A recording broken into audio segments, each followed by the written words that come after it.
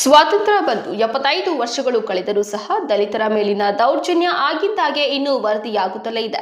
SC/ST ಕಾನೂನು ಗಟ್ಟಿಯಾಗಿದ್ದರೂ ಸಹ ಕೆಲವರಿಗೆ ಅದರ ಭಯವಿಲ್ಲ.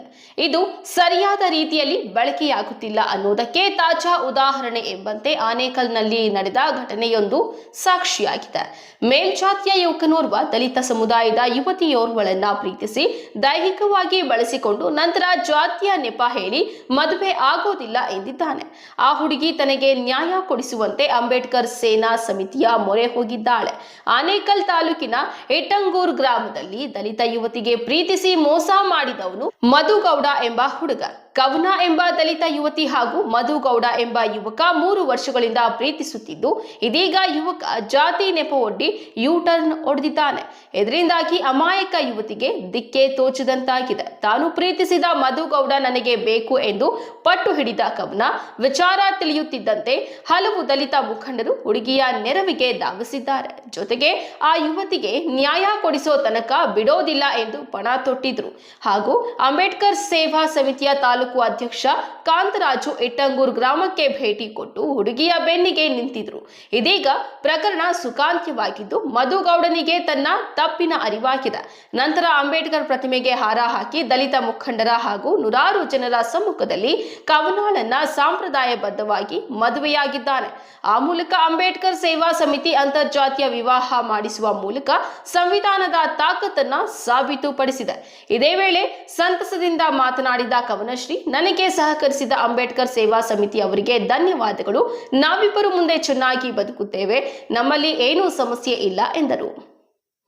ನಂತರ ಮಾತನಾಡಿದ ಕಾಂತರಾಜು, ಇವರಿಬ್ಬರು 3 ವರ್ಷಗಳಿಂದ ಪ್ರೀತಿಸುತ್ತಿದ್ದು, ಇದೀಗ ಅಂಬೇಡ್ಕರ್ ಅವರ ಪ್ರತಿಮೆಯ ಮುಂದೆ ಮದುವೆ ಮಾಡಿಸಿದ್ದೇವೆ.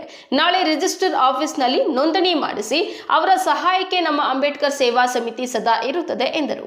ದಲಿತ ಮುಖಂಡ ವೇಣು ಮಾತನಾಡಿ, ಕವನಶ್ರೀ ಹಾಗೂ ಮಧುಗೌಡ ಮಧ್ಯೆ ಏನೋ ಸಣ್ಣ ಗೊಂದಲ ಸಮಸ್ಯೆ ಇತ್ತು. ಈಗ ಎಲ್ಲ ಸರಿ ಹೋಗಿದೆ. ಅಂಬೇಡ್ಕರ್ ಸೇವಾ ಸಮಿತಿಯ ಕಾಂತರಾಜು ಅವರ ಸಹಕಾರದಿಂದ ಅವರಿಗೆ ಅಂತರ್ಜಾತಿ ವಿವಾಹ ಮಾಡಿಸಿದ್ದೇವೆ. ಇದು ಒಳ್ಳೆಯ ಬೆಳವಣಿಗೆ. ಇಂತಹ ಅಂತರ್ಜಾತೀಯ ವಿವಾಹಗಳು ಮುಂದೆ ಮತ್ತಷ್ಟು ನಡೆಯಲಿ ಎಂದರು. ಸರ್ಜಾಪುರ ಶಶಿ ಮಾತನಾಡಿ, ಅಂತರ್ಜಾತೀಯ ವಿವಾಹಗಳು ಶ್ರೀಮಂತರು ಮಾಡಿಕೊಂಡರೆ ಸುದ್ದಿಯಾಗುವುದಿಲ್ಲ, ಬಡವರು ಮಾಡಿಕೊಂಡರೆ ಸುದ್ದಿಯಾಗುತ್ತದೆ.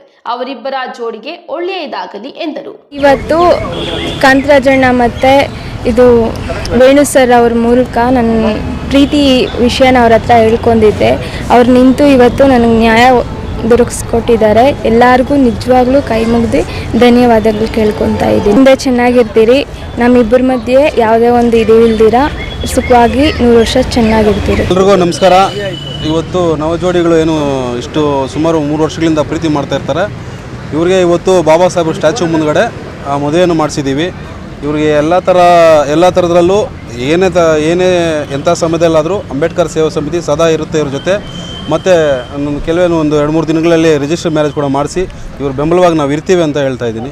ಕವನ ಮತ್ತು ಮಧುಗೌಡ ಅವರಿಬ್ಬರು ಸತತವಾಗಿ 3 ವರ್ಷಗಳಿಂದ ಪ್ರೀತಿಯನ್ನು ಮಾಡಿ ವಿವಾಹವಾಗುವುದರಲ್ಲಿ ಸ್ವಲ್ಪ ಗೊಂದಲಗಳನ್ನು ಏರ್ಪಡಿಸ್ಕೊಂಡಿದ್ರು.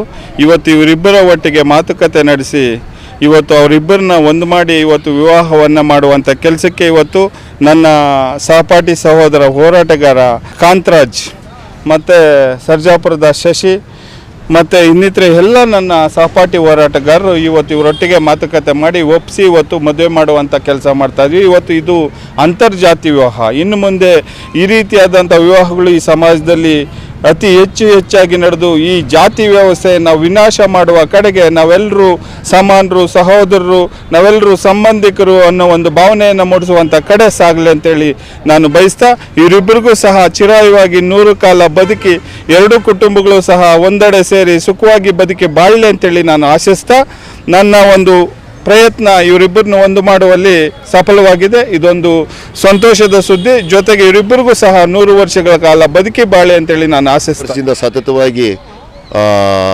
ಪ್ರೇಮ ಮಾಡಿ ಒಬ್ರಿಗೊಬ್ಬರು ಅರ್ಥ ಮಾಡಿಕೊಂಡು ಇವತ್ತು ವಿವಾಹವನ್ನು ಆಗಿದ್ದಾರೆ. ಇವರಿಬ್ಬರಿಗೂ ಈ ನವ ಜೋಡಿಗೆ ಮಧುಗೌಡ ಎಂಬ ಹುಡುಗ ಕಾವ್ಯಶ್ರೀ ಅನ್ನೋ ಹುಡುಗಿನ ಲವ್ ಮಾಡಿದ್ದ 3 ವರ್ಷಗಳಿಂದ. ಈ ದಿನ ನಾವು ಬಾಬಾ ಸಾಹೇಬ್ ಅಂಬೇಡ್ಕರ್ ಅವರ ಸ್ಟ್ಯಾಚು ಮುಂದೆ ಅವರಿಗೆ ಮದುವೆ ಮಾಡಿದ್ದೀವಿ.